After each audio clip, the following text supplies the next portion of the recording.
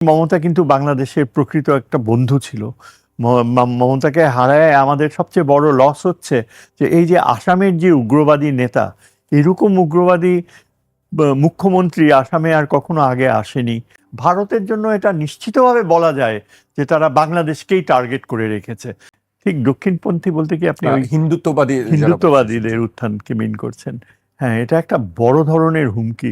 দেখেন, পশ্চিম বাংলার ইতিহাস যদি আমরা দেখি, যে বাঙালি চিন্তাধারা অলওয়েজ ইন অ্যাডভান্স, যে ক্রিয়েটিভ লিবারালিজম, সেইখান থেকে এখন একটা ভয়াবহ সম্ভাবনা দেখা দিয়েছে যে পশ্চিমবঙ্গে যদি দক্ষিণপন্থীদের উত্থান ঘটে এবং তারপর যদি এই শুভেন্দুর যে একক আন্দোলন ছিল হিন্দুত্ববাদীকে ব্যবহার করা, হিন্দু আইডেন্টিটি আনা, সেটাকে যদি আরো বেশি করে, যেমন কালকে রাত্রে যে ঘটনা ঘটে গেল, খুনের ঘটনা, কিন্তু শুভেন্দু পশ্চিমবঙ্গের রাজনীতিকে এমন অবস্থায় নিয়ে গিয়েছে এবং এমন কমিউনাল লাইন্স সে ড্র করেছে যে কালকে রাতের ঘটনার পরে আবার হয়তো শুভেন্দু বিগড়ে যাবে, আবার সে এই ধরনের রিলিজিয়াস এক্সট্রিমিজমকে প্রশ্রয় দেবে। কিন্তু এইবার প্রথমবারের মতো আমরা দেখছি যে পশ্চিমবঙ্গে ধর্মীয় চেতনাকে হিংসাত্মক একজন তো বলেই বসেছে, আমরা মুঘল শাসন থেকে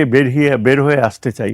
অর্থাৎ বলছে জাহাঙ্গীর, আকবর, শাহজাহান এরা পশ্চিমবঙ্গে প্রাধান্য বিস্তার করেছিল এতদিন মমতার সময়ে, সেই মুঘল শাসনের সাথে তুলনা করতেছে এবং বলছে যে আমরা হিন্দু শাসনে আবার ফিরে আসতে চাই। এখন তার পরিণতি কোন দিকে যেতে পারে? যদি এক্সট্রিমের কথা চিন্তা করি, তাহলে কি কোনো নীরব সমর্থন দেবে পশ্চিমবঙ্গের মেজরিটি লোকেরা, হিন্দুরা, যে এই যে 90 লক্ষ, এদেরকে বাংলাদেশি উদ্বাস্তু বলে ডিফাইন করার চেষ্টা করা? এটাই হচ্ছে বাংলাদেশের পক্ষ থেকে আমাদের একটা বড় ভয়, যে তাদের দেশে যা ঘটে ঘটুক, দক্ষিণপন্থীরা যদি সেখানে ডমিনেট করে করুক, কিন্তু তারা যেন বাংলাদেশে কে ডিস্টার্ব না করে। মমতা নিজেও অনেকবার বলেছে, আমরা শুনেছি যে বাংলা ভাষাভাষী হলেই সে শুধু বাংলাদেশি হবে কেন, তাকে বাংলাদেশে পাঠানো হবে কেন, সে বিষয় নিয়ে তিনি বেশ কয়েকবার কথা বলেছেন। এক্স্যাক্টলি এদিক থেকেই মমতা কিন্তু বাংলাদেশের প্রকৃত একটা বন্ধু ছিল। মমতাকে হারায় আমাদের সবচেয়ে বড় লস হচ্ছে যে এই যে আসামের যে উগ্রবাদী নেতা, এরকম উগ্রবাদী মুখ্যমন্ত্রী আসামে আর কখনো আগে আসেনি। এবং সে যদি অহোম বা আসাম গণপরিষদের সমর্থন পেতে থাকে ভবিষ্যতে, তাহলে মমতাবিহীন পশ্চিমবঙ্গ এবং এই শুভেন্দু অধিকারীর অধীনে থাকা পশ্চিমবঙ্গ তাদেরকে গ্রিন সিগন্যাল দিয়ে দিবে। এবং আসাম থেকেই কিন্তু পশ্চিমবঙ্গের এই জয়ের কারণে আসামের উগ্রবাদীরা আরও বেশি তাদের উদ্দেশ্য সাধিত করতে পারে। অলরেডি হাজার হাজার বস্তুবিহীন মুসলমানরা পথে ঘাটে ঘুরে বেড়াচ্ছে, রাস্তায় থাকছে। অনেক মধ্যবিত্ত মুসলিম যারা এই যে ইয়েতে থাকতো, বেশিরভাগই আপনার এই অঞ্চলটা যেটাকে বলে এই শ্রীমঙ্গলের, আমাদের ওই একেবারে অ্যাডজাসেন্ট করিমগঞ্জের নাম পরিবর্তন করে রাখা হয়েছে শ্রীধাম। এবং এই করিমগঞ্জে বেশ ব্যাপকভাবে মুসলিম মধ্যবিত্ত একটা ডমিনেটিং রোল প্লে করে বাংলা ভাষার পক্ষে এবং মুসলমান ঐতিহ্য আসামে বজায় রাখার ক্ষেত্রে। এদেরকে ধ্বংস করার একটা প্রচেষ্টা শুরু হয়ে গেছে এবং এটা আরও বেশি স্থায়িত্ব পাবে। এটা আমার মনে হয় শুভেন্দু এবং পশ্চিমবঙ্গে কিন্তু সবচেয়ে ভীতিকর ব্যক্তিত্ব হচ্ছে বিজেপির যে চেয়ারম্যান, একজন মুখার্জি, সৌগত মুখার্জি না সুব্রত, এই ভদ্রলোক। আগে আমরা তাকে এত প্রমিনেন্টলি দেখিনি। বিজেপির চেয়ার হিসাবে রয়েছে 3 জন ক্যান্ডিডেটস বলা হয় যে চিফ মিনিস্টারের পোস্টের জন্য। একজন হচ্ছে শুভেন্দু অধিকারী, সে সবচেয়ে উপরে। তারপর হয়েছে দিলীপ ঘোষ, যিনি আগে বিজেপির কার্যকর সেক্রেটারি ছিলেন। আর তারপর হচ্ছে এই ব্যক্তি যিনি চেয়ার, তিনি হয়তো হবেন না শেষ পর্যন্ত, কিন্তু তার যে থিওরিটিক্যাল পারসেপশন, তিনি সেই 47-এর বিভাজনকে প্রত্যাখ্যান করেন। পশ্চিমবঙ্গের বিজেপি নেতা সরাসরি বক্তৃতায় তিনি বলেন এবং অত্যন্ত ঠান্ডা মাথায় তার ইতিহাস চর্চায় দেখা যায় যে কিভাবে ওই যে বিজেপির ফাউন্ডিং লিডার যিনি ছিলেন, বিজেপির ফাউন্ডিং লিডার শ্যামাপ্রসাদ মুখার্জিকে তিনি দেখেন তাদের পিতৃতুল্য হিসাবে মানুষ, যে শ্যামাপ্রসাদ মুখার্জির স্বপ্ন আজ সত্যি হবে বঙ্গে। শ্যামাপ্রসাদ মুখার্জি ওই সময় 47-এ আমি আমার বাবার কাছে শুনেছি যে নোয়াখালীর হাই স্কুলে গিয়েছিলেন শ্যামাপ্রসাদ মুখার্জি। সেখানে বক্তৃতায় ছাত্রদের বলছে যে এই মরুভূমির দেশ, খেজুরের দেশ, যদি ইসলামপন্থীদের, ইসলামিকরা এখানে থাকতে হয়, মুসলমান দেশ বানাতে হয়, এখানে হবে না, আপনারা ওই খেজুরের দেশে চলে যান, সেইখানে হবে। আমার বাবা আমাকে নিজেই বলতো যে আমার স্কুল জীবনে আমি এই শ্যামাপ্রসাদ মুখার্জির মুখে এরকম কথাও শুনছি।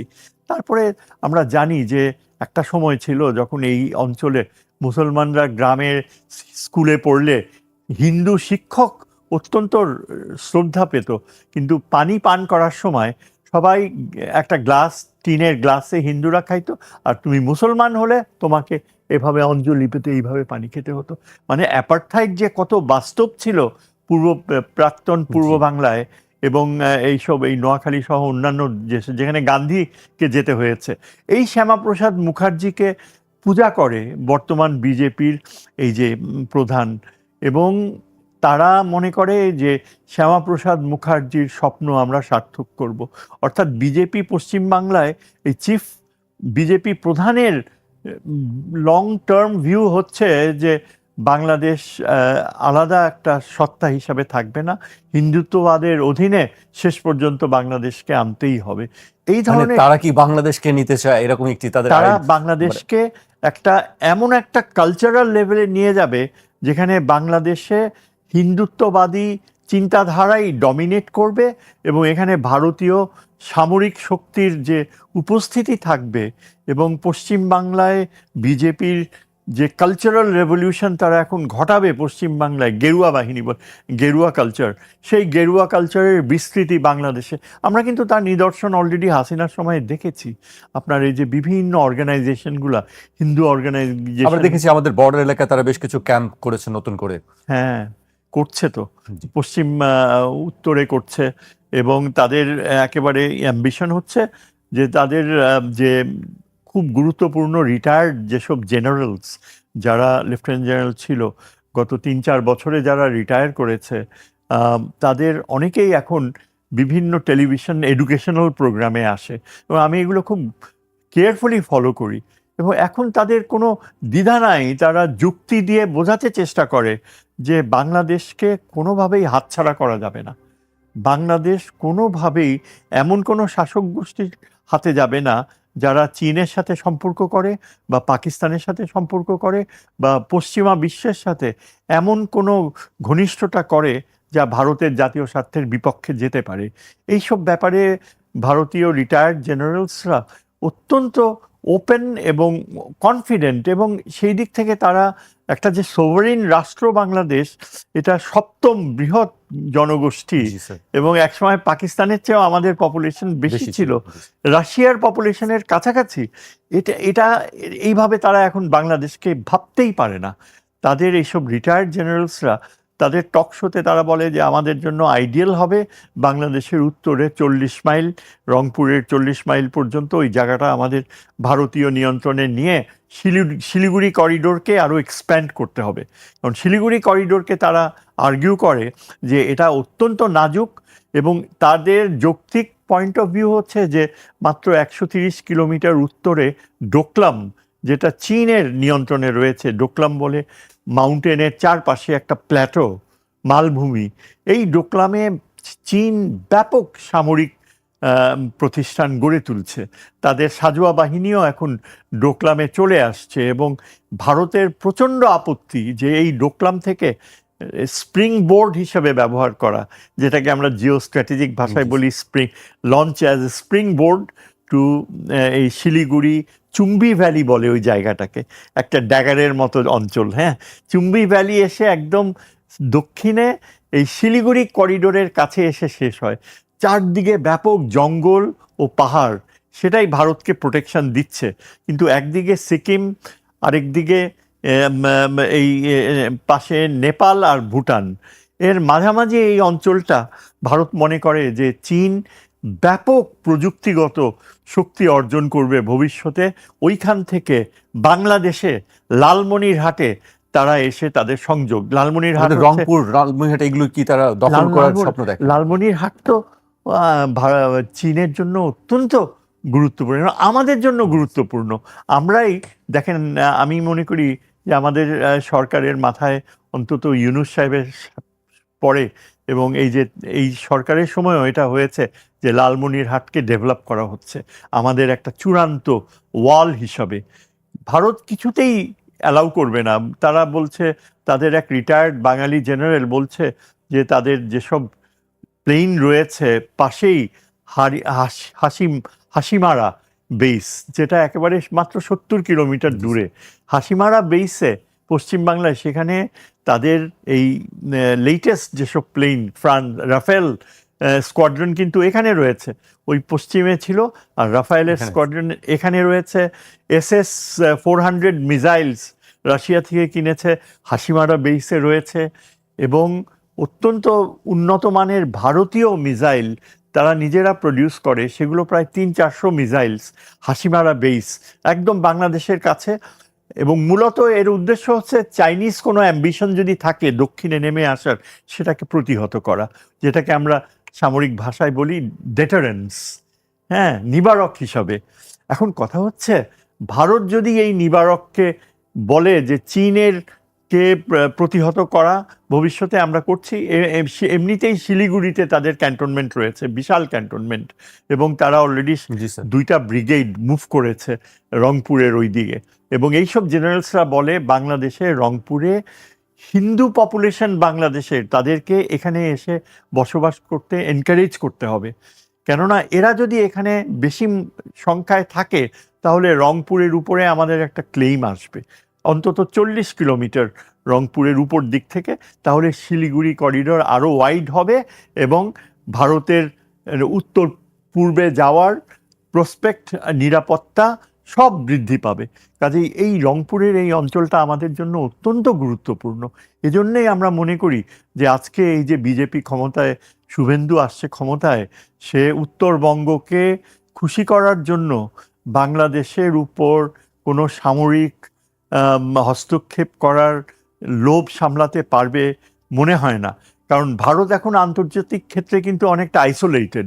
ভারতকে বলা হয়, একজন পশ্চিমা জার্নালিস্ট খুব ইন্টারেস্টিং কমেন্ট করছে, বলছে যেখানে পাকিস্তান একটা টেররিস্ট স্টেটের ইমেজ থেকে বের হয়ে এসে তারা বিশ্ব রাজনীতির চূড়ান্ত পর্যায়ে তারা ডিপ্লোম্যাটিক রোল প্লে করছে এবং আমেরিকাকে অনেক দিক থেকে চাপ দিচ্ছে ইরানের সাথে কম্প্রোমাইজ করতে, সেখানে পাকিস্তানের গুরুত্ব বিশ্ব রাজনীতিতে এতখানি বৃদ্ধি পাচ্ছে, সেখানে ভারত কি করছে? ভারত সাউথ এশিয়ার সবচেয়ে ইম্পর্ট্যান্ট কান্ট্রি হয়ে তারা মাত্র একটা বিষয়ে অবসেসড হয়ে আছে, সেটা হলো বাংলাদেশ। 90% ইন্ডিয়ান প্রোপাগ্যান্ডা চলে বাংলাদেশের এই রেজিমের বিপক্ষে। তাদের চূড়ান্ত উদ্দেশ্য হচ্ছে হাসিনা টাইপের একটা সরকার বাংলাদেশে প্রতিষ্ঠা করা। কাজে ইন্টারন্যাশনাল জার্নালিজমও কিন্তু ভারতকে খুব একটা ভালো চোখে দেখে না, যে ভারত বাংলাদেশকে নিয়ে যে অবসেসড হচ্ছে সেই উদ্দেশ্য তাদের কখনো অর্জন করতে পারবে না। কাজেই ভারতের দৃষ্টিভঙ্গির পরিবর্তন দরকার। এবং এই প্রেক্ষাপটেই আমাদের এটা দেখতে হবে যে ভারত এই বিজেপির উত্থানের মাধ্যমে যে ইন্ডিয়াতে যে কালচারাল রেভলিউশন একটা সৃষ্টি করছে, এটা বিশ্ব স্বাস্থ্যের জন্য খুবই ঝুঁকিকর। আপনি হয়তো জানেন নিশ্চয়ই যে তারা গোমূত্র এখন ড্রিঙ্ক হিসাবেই শুধু বিক্রি করে না, কয়েকটা উত্তরপ্রদেশে বা পাঞ্জাবের কয়েকটা মন্দিরে প্রবেশ করতে হলে আপনাকে ওটা পান করতে হবে। পান না করলে আপনি পবিত্রতা অর্জন করবেন না। এটা যদি একটা সিরিয়াসলি ধর্মীয় বিশ্বাস হয়, এবং তাহলে তো এটা আপনার বিভিন্ন যে এগ্রিকালচারাল প্রোডাক্টস, তারপর তাদের যে সার্ভিস সেক্টর, যে মার্কিন যুক্তরাষ্ট্র সহ অন্যান্য দেশে প্রচুর আপনার কনজিউমার প্রোডাক্টস এক্সপোর্ট করে, ভারতীয়রা ক্রয় করে, বাংলাদেশও অনেক কিছু ভারতীয় প্রোডাক্টস ক্রয় করে। এখন অনেকেই মনে করছে যে এগুলো স্বাস্থ্য ঝুঁকি। আমেরিকার এক রিসার্চ ইনস্টিটিউটে তারা এই বের করেছে যে গোবর মিশ্রিত খাদ্য, মশালা সেগুলো ব্যবহার করে অসুস্থ হয়ে গিয়েছে অনেক মানুষ। এবং এটাই হচ্ছে আমাদের একটা বড় ভয়। ধরেন ভারতে যদি এখন পশ্চিমবঙ্গে একটা সাংস্কৃতিক বিপ্লব এমনভাবে ঘটে, আর পশ্চিমবঙ্গের থেকে যদি এই আমাদের রংপুর অঞ্চলে এবং এই যে ফেনী, যেটাকে আমরা তারা বলে বাংলাদেশের চিকেন স্নেক, জি স্যার। ফেনীতে কিন্তু আপনার ঠিক বঙ্গোপসাগর থেকে ত্রিপুরাতে রিচ করার শর্টেস্ট পয়েন্ট মাত্র 21 কিলোমিটার যদি ভারত দখল করতে পারে, সেই জায়গায় কিন্তু তাদের অর্থনৈতিক জোন করেছিল। এখন ফরচুনেটলি বাংলাদেশ সরকার ভারতকে সেখান থেকে সরে যেতে নোটিশ দিয়েছে, এবং সেখানে বাংলাদেশের একটা বিশাল অস্ত্র প্রডিউস করার বিশাল শিল্প এলাকা সেখানে তৈরি করবে। আর নর্থ বেঙ্গলে তো আমার মনে হয় এই যে লালমনিরহাটকে যদি আমরা এখন ডেভেলপ করি, এবং চীনের সাথে সবচেয়ে গুরুত্বপূর্ণ নিরাপত্তা প্রয়োজন হচ্ছে এই যে বিজেপি সরকার যেভাবে এখন বাংলাদেশের দিকে তাকাচ্ছে, আন্তর্জাতিক ক্ষেত্রে ভারত কিন্তু আস্তে আস্তে আইসোলেটেড হয়ে যাচ্ছে। এই আইসোলেশন থেকে বের হতে সাধারণত বৃহৎ শক্তিরা কি করে, তারা পার্শ্ববর্তী কোনো দুর্বল ক্ষেত্রে এমনভাবে অ্যাডভেঞ্চারিজম করে যে তারা তাদের ইন্টারন্যাশনাল ইমেজ যেন আবার ফেরত পায়। ভারতের জন্য এটা নিশ্চিতভাবে বলা যায় যে তারা বাংলাদেশকেই টার্গেট করে রেখেছে। উইক বাংলাদেশ, যখন ভারত আন্তর্জাতিক ক্ষেত্রে দুর্বল হয়ে যাবে, তখন মোদি আভ্যন্তরীণ সমর্থন, অভ্যন্তরীণ সাপোর্ট অর্জন করার জন্য বাংলাদেশে কোনো না কোনোভাবে অ্যাডভেঞ্চার করতে চাইবে। জি। এটাই হচ্ছে আমাদের একটা সবচেয়ে বড় দুশ্চিন্তা, যে ভারত আন্তর্জাতিক ক্ষেত্রে দুর্বল, ভারত মানে আমাদের জন্য একটা বড় নিরাপত্তা হুমকি হয়ে দাঁড়াতে পারে। মানে বাংলাদেশ তাদের এখন অন্যতম কার্ড হিসেবে তারা দেখছে, কার্ড বাংলাদেশ হিসেবে।